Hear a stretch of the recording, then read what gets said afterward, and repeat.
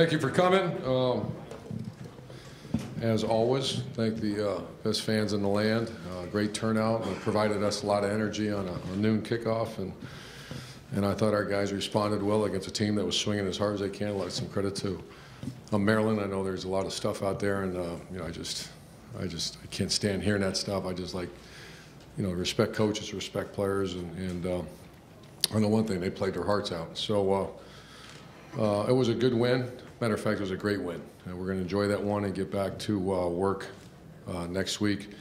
I know the questions about the quarterback's going to come up, and you know, JT is just a very good player. You know, we've been having some red zone issues, and you know, the Q run, everything condenses so much in there, and either you have to be extremely accurate, which we're going to continue to work at that at the throwing game, or the run game. You just have to somehow find an extra hat. That's only done a couple ways, and it's option football or Q run to equate numbers, and he provided an obvious spark for us in there. And plus, he's a leader and a guy that needs to be on the field. So I'll answer any questions for you.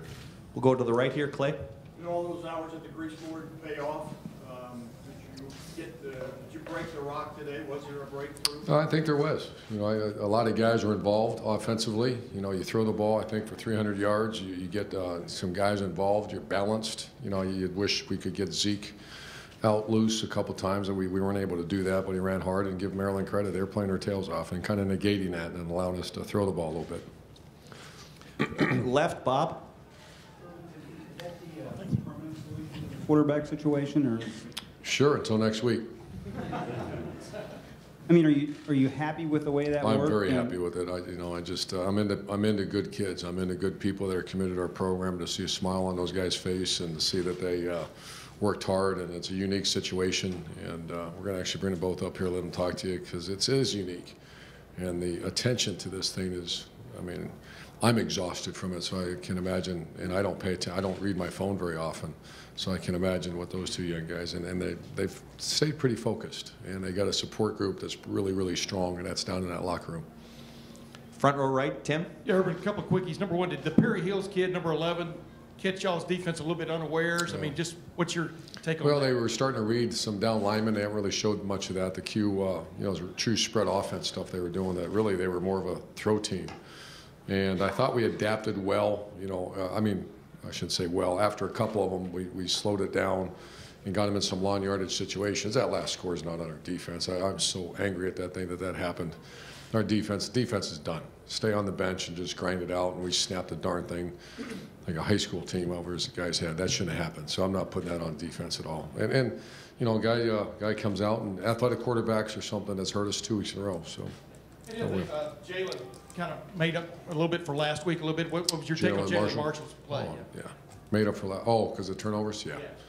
Jalen's going to play hard. We just strong emphasis on turnovers and execution, and you know, we had four. The only issue I saw was the not discounting that last high school drive, but the 4 issues by the offense line in the first half. You know, a couple penalties and 4 penalties, and that's. We'll get that fixed. So you know, our line's too good. Left side, Bill. You're up 21-7 and driving. It looks like you have the game under control. Then they end up tying it. What are you thinking when it's 21-21 and you got yourself the game? It's come to. I'm thinking we just got to keep executing and get going. You get up by 2 scores, you know, a little upsetting, but I mean, just what's our next drive? What's our plan once we start moving the ball? And I have enough confidence these guys we're going to get everybody's best shot, and we're going to continue to play and swing and swing and swing, and that's what we did. And over to the right, Dom. Urban, I want to say you guys were 6 for 6 in the red zone and no turnovers. Can you address both? I'm sorry? 6 for 6 in the red zone you guys were, and no turnovers today. I know I heard you first time. I just wanted you to say it again. 6 for 6, no turnovers. Worked very hard with a bunch of good guys that listened very well and executed very good down there. On the left there, Doug. Urban, when you talked about the quarterbacks before the season, you kind of thought they had similar skill sets. What sort of led you down the path to the point where JT Barrett was sort of that situational guy today? Well, it was a little old school. When you know, I kind of watched Tom Herman's, you know, what he did. I watched Houston play the other night, and that tempo, and you know, the tempo without a Q threat. And Cardell can. That's not his niche. But we kind of had him going there for a little bit with the tempo going as fast as we can. And we have a nice little set of plays that are built kind of for the Braxton and then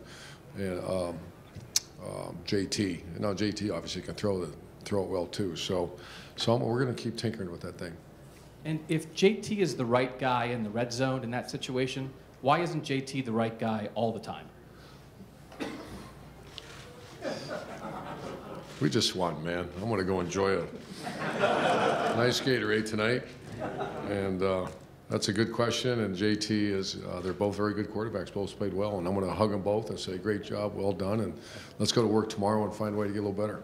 And final questions. Over to the right, Steve. Well, yeah, Coach, I want to add on Cardale. I mean, it's not like he's been completely marginalized. He threw for almost 300 yards in the game. There's still. So you tell him afterwards, Doug, you guys go yeah. have your little journalism. But your thought on him? Just you think he responded to this situation? Cardell? Yeah. Yeah, I think he was great. I thought he played probably his best game since last year. Was very efficient. I don't have the stat. Very efficient. Threw for 290 and some change. I thought him and Mike Thomas, you know, did a very nice job. He had a couple deep balls right on target. Braxton, Jalen, and 2 Braxtons if I remember right. And it was great to get Braxton and Miller involved too. I think he had his 10 touches. So. And last question, Ari. Braxton, 10 touches, a few touchdowns. It's been about a month since he's really taken off a little bit. What was it like just to see him going? And once again, I'm so into good dudes, good guys that care about their program, care about the university, and to see his face. And I hope you guys get to see him because he had a nice smile on his face. And that's, you know, it's not easy. There's a lot of work. You know, we talk about those 50-year-old men sitting in front of grease boards, and you got some guys that deserve to touch the ball, and we're doing our best we can. Thank you. Coach, thank you very much.